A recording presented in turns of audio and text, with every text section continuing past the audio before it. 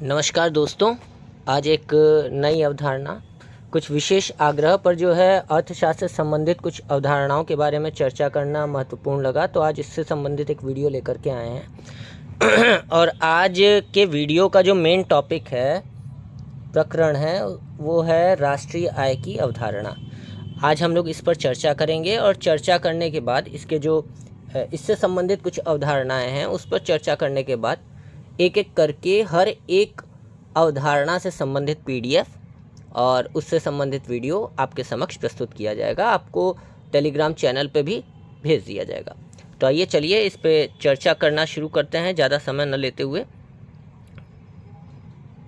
देखिए, राष्ट्रीय आय की अवधारणा यह एक ऐसा विषय है जो किसी भी राष्ट्र की किसी राष्ट्र की आय को आकलित करने के लिए महत्वपूर्ण होता है। ठीक है, अब देखिए, राष्ट्रीय आय, राष्ट्र के संदर्भ में आय को जानना क्यों जरूरी है?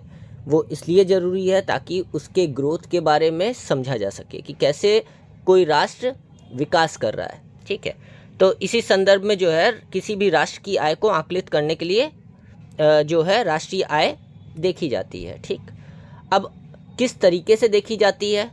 तो अर्थशास्त्र में 4 दृष्टिकोण हैं जिसके आधार पर किसी राष्ट्र की राष्ट्रीय आय को देखा जाता है या उसका आकलन किया जाता है। वो कौन कौन से हैं, आइए देखते हैं। पहला और सबसे ज़्यादा जो प्रयोग में लाया जाता है, जो सामान्य बोलचाल भाषा में भी जो है हम जिसका प्रयोग करते हैं, जीडीपी।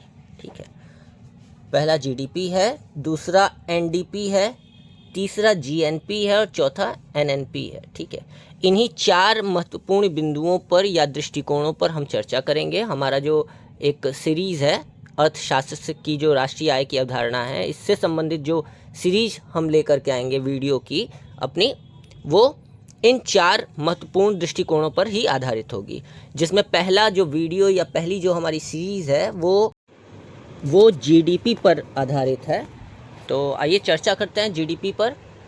जीडीपी का पूरा नाम ग्रॉस डोमेस्टिक प्रोडक्ट या हिंदी में कहें तो सकल घरेलू उत्पाद है। अब एक प्रश्न हो सकता है कि ग्रॉस डोमेस्टिक प्रोडक्ट का मतलब क्या हुआ? शाब्दिक अर्थ से अगर देखा जाए तो टर्म जो है आपका ग्रॉस। ठीक है, ग्रॉस मतलब होता है, जैसे मैथमेटिक्स में हम पढ़ते हैं टोटल। ठीक, तो टोटल को ही अर्थशास्त्रीय दृष्टिकोण से ग्रॉस कहा जाता है। और डोमेस्टिक का मतलब होता है किसी राष्ट्र की परिधि के अंतर्गत, मतलब घरेलू, हमारे घर का। तो क्योंकि जिस राष्ट्र से हम बिलोंग करते हैं उस राष्ट्र से संबंधित कुछ भी जो होगा वो डोमेस्टिक ही होगा हमारे लिए। ठीक है, और प्रोडक्ट का मतलब उत्पाद से आशय यहाँ पर जो है वो हमारे यहाँ की जो सेवाएं हैं और जो वस्तुएं हैं जिनका अंतिम मौद्रिक मूल्य जो होता है, ठीक है, उसको इसमें सम्मिलित किया जाता है। ठीक है, जो हमारे यहाँ सर्विस दी जाती है या जो उत्पाद बनाए जाते हैं उन्हीं को प्रोडक्ट यहाँ पर कंसर्न किया गया है। ठीक है, तो चलिए आइए चर्चा करते हैं जीडीपी पर। किसी भी राष्ट्र के अर्थव्यवस्था में एक वर्ष में उत्पादित सभी वस्तुओं एवं सेवाओं का अंतिम मौद्रिक मूल्य जीडीपी कहलाता है। अंतिम मौद्रिक मूल्य जीडीपी कहलाता है का मतलब समझ लीजिए। पहले तो समझ लीजिए कि अंतिम मौद्रिक मूल्य क्या है। अंतिम मतलब होता है final cost, final value, sorry. ठीक है, फाइनल वैल्यू क्या है?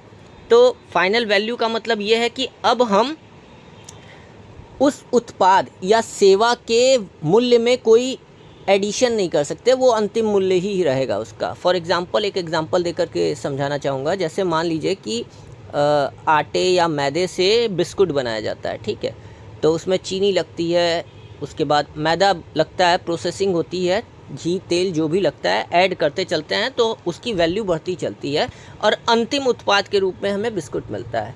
अब उपभोक्ता तक अगर बिस्कुट के फॉर्म में उत्पाद पहुंच गया और उपभोक्ता जिस रूप में, कस्टमर जिस रूप में उस उत्पाद का उपभोग करता है या उस वस्तु का उपभोग करता है, वही फाइनल प्रोडक्ट होता है। ठीक है, वही अंतिम उत्पाद होता है और उसी के मूल्य को हम कहते हैं अंतिम मौद्रिक मूल्य, मतलब उसी को हम जीडीपी में इंक्लूड करते हैं। ठीक है, आप समझ गए होंगे कि वस्तुओं एवं सेवाओं का अंतिम मौद्रिक मूल्य जो है वो जीडीपी कहलाता है। देखिए, अगर कुछ चीज़ों को लेकर के आपके अंदर संशय हो तो आप कमेंट में भी जो है हमसे प्रश्न पूछ सकते हैं। प्रयास रहेगा कि आपके प्रश्नों का उत्तर उसमें दिया जाए। और अगर कुछ ऐसा आपका प्रश्न है जो थोड़ा व्यापक है, तो उस पर आधारित हम वीडियो भी बना करके आपके प्रश्नों को निस्तारित करने का प्रयास करेंगे। ठीक है, तो चलिए आगे चलते हैं। जीडीपी के संदर्भ में ही कुछ जो आधारभूत लक्षण हैं, विशेषताएं हैं, उन पर भी चर्चा कर लेते हैं। भारत में 1 अप्रैल से 31 मार्च में इसकी गणना की जाती है। ठीक है, मतलब यह वह अवधि है, वह वित्तीय वर्ष है जिसमें हम जीडीपी जो भी होगा, जैसे अब जीडीपी तो वैल्यू घटती बढ़ती रहेगी, लेकिन हम किसी एक वर्ष में ही जो है उसको ही वार्षिक ग्रोथ के लिए हम जो है आकलित करते हैं। तो 1 अप्रैल से 31 मार्च तक जो है जो गणना की गई है, उस पर जो आकलित किया गया जीडीपी है भारत में, उसी को जीडीपी के फॉर्म में, उसी को जीडीपी के आंकड़ों के रूप में प्रस्तुत किया जाता है। ठीक है, दूसरा पॉइंट है जीडीपी में होने वाला वार्षिक परिवर्तन राष्ट्र की अर्थव्यवस्था का वृद्धि दर होता है। ठीक है, जैसे हम कहते हैं आम बोलचाल भाषा में कि राष्ट्र की अर्थव्यवस्था बढ़ रही है या घट रही है, अर्थव्यवस्था का ऐसा हो गया है, अर्थव्यवस्था गिर रही है, बढ़ रही है। तो ये सारी चीज़ें किस पर आधारित होती हैं? जीडीपी में होने वाले परिवर्तन पर आधारित होती हैं और वार्षिक परिवर्तन पर। एक उदाहरण देकर के समझाना चाहूँगा। अगर अंतिम वित्तीय वर्ष में जीडीपी 100 रुपये था और इस अंतिम वर्ष में जीडीपी 107 रुपये है, तो हम ये कहेंगे कि 7 रुपये 100 रुपये पे बढ़ गया, मतलब जीडीपी 7% या 7% क्या कर गई है? वृद्धि कर गई है। ठीक है, हमारे राष्ट्र की जो जीडीपी है वो 7% वृद्धि कर गई है। इस तरह से हम इसको प्रस्तुत करेंगे। ठीक है, दूसरा पॉइंट है यह परिमाणात्मक क्वांटिटेटिव होता है, इससे राष्ट्र की शक्ति का अनुमान पता चलता है। देखिए, हम आम बोलचाल भाषा में बहुत बार कहते हैं कि भारत विश्व पटल पर जो है अन्य राष्ट्रों से बेहतर होता जा रहा है, इसमें वृद्धि हो रही है, इसका विकास हो रहा है, इसका डेवलपमेंट हो रहा है, इसकी अर्थव्यवस्था मजबूत हो रही है। तो कहीं ना कहीं जीडीपी का इस तरह के वर्णन में या इस तरह की व्याख्या में बहुत महत्वपूर्ण भूमिका होती है। जीडीपी के आधार पर ही, उसके ग्रोथ को देख करके ही हम बता सकते हैं कि राष्ट्र, कोई राष्ट्र, चाइना, इंडिया, अमेरिका, कुछ भी हो, वो कितना शक्तिशाली होता जा रहा है। ठीक है, और यह परिमाणात्मक होता है। परिमाणात्मक का मतलब होता है नंबर्स या क्वांटिटी, इसकी जो है मेजरेबल होता है, क्वांटिटेटिव फॉर्म में होता है, गुणात्मक नहीं होता। ठीक, अर्थशास्त्र में तुलनात्मक दृष्टिकोण से इसका सर्वाधिक उपयोग होता है। हम अर्थशास्त्र में जो है जब तुलना करते हैं दो राष्ट्रों की कि चाइना से भारत बेहतर हो रहा है या चाइना से भारत की स्थिति कमज़ोर हो रही है, तो उसमें क्या होता है, ये तुलनात्मक दृष्टिकोण में हम ज़्यादातर प्रयोग जो है किसका करते हैं? जीडीपी का करते हैं। ठीक है, अब यह एक महत्वपूर्ण अवधारणा थी जो राष्ट्रीय आय से संबंधित थी, जिसका हम आकलन करते हैं, राष्ट्र में आकलन किया जाता है और इसके आधार पर हम विभिन्न प्रकार की व्याख्या करते हैं। अब इसके बाद 3 और महत्वपूर्ण दृष्टिकोण हैं, एनडीपी, जीएनपी और एनएनपी। इस पर भी हम अलग अलग वीडियो बना करके, प्रयास रहेगा आज ही जो है अलग अलग वीडियो बना करके इसे भी आपके समक्ष प्रस्तुत किया जाए।